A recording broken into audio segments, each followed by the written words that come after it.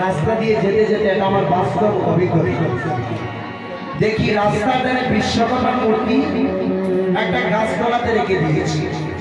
কিছুদিন পর মূর্তিটা ভেঙে ভেঙে সেখানে পড়েছে। রাস্তা দিয়ে যখন পথিক যাচ্ছে,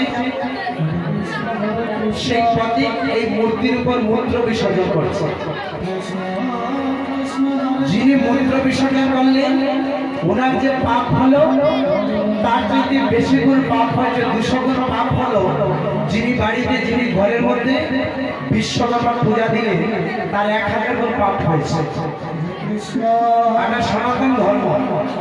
সনাতন ধর্ম সেগুলো বলে।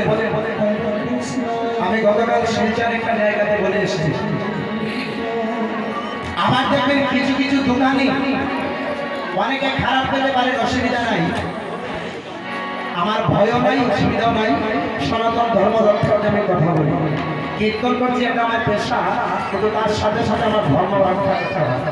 এটা আপনারও করি। আজকে দেখবেন কিছু কিছু দোকানে সাইনবোর্ড আছে, নিত্যানন্দ চিকেন হাউস। আমি অনুরোধ করবো যারা যারা ব্যবসায়ী আছে, নিত্যানন্দ চিকেন হাউস বুঝতে পেরেছেন তো? চিকেন মানে মাংস। নিত্যানন্দ মাংস হাউস সাইনবোর্ডে লিখে দিয়েছে। আমাদের ধর্মটা কোথায়? আমি যখন আসলে এসব আলোচনা করি, বিধর্মী একজন লোক, বুঝতে পেরেছেন? বিধর্মী অন্য ধর্মের লোক আপনাদের এখানেও আছে। অন্য ধর্মের একজন লোক আমাকে রাস্তায় পেয়ে বলল, কনকবাবু, আপনি আপনাদের সনাতন ধর্ম নিয়ে এত কিছু বলেন, আসলে তাহলে আপনি বলুন তো দেখি, আপনি বলুন তো দেখি, যে সরস্বতী মা যখন আচার্যের ঘর থেকে, দোকান থেকে যখন আনয়ন করে, দুর্গা মা যখন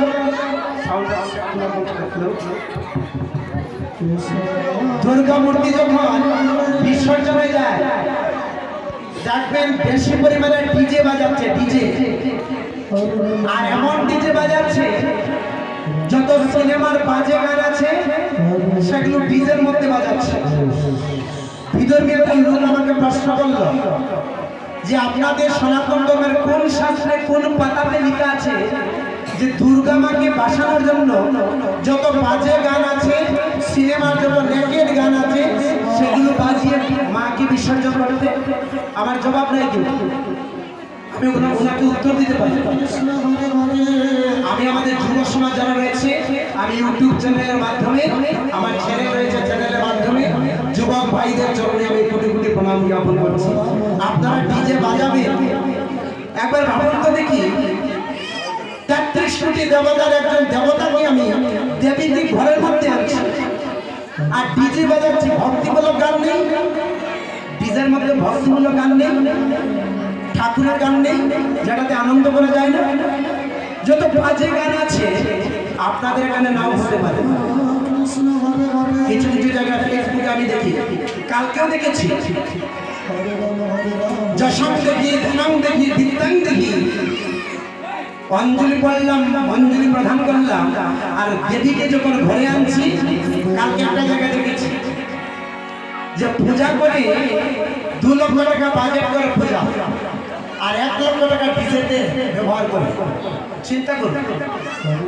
আর এমন ডিজে বাজায় যে যত বাজে গান আছে সেগুলো শোনার মতো।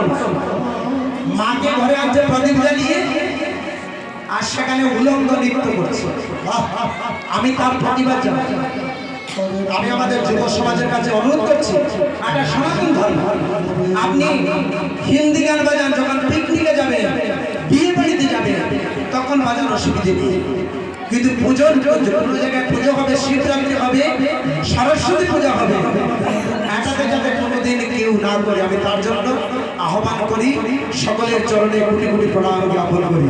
এই জিনিসটা আপনারা পিতামাতা যারা রয়েছেন, আমাদের যারা সমাজের হিন্দু সনাতন ধর্মে যারা আমাদের অভিভাবক রয়েছেন, গুরুজন রয়েছেন, আপনাদের চরণ তলে রেখে গেলাম, সেগুলোর দিকে নজর দিবেন।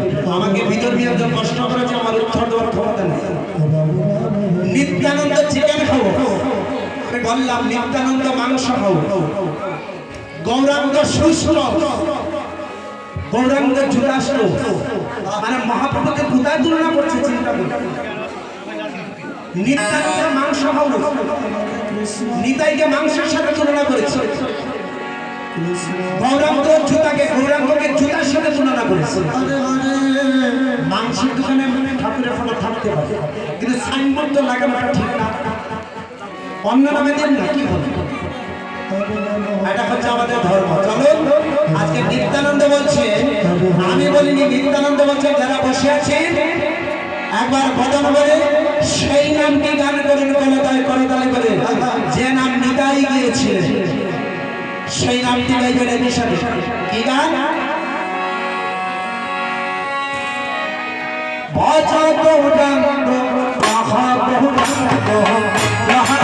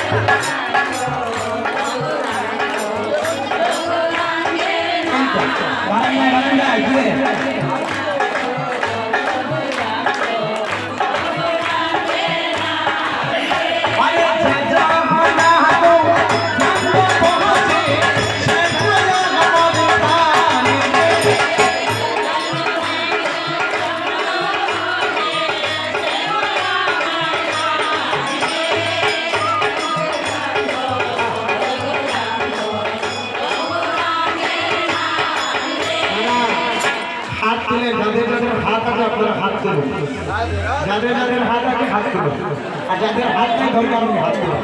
ওপারে কার করুন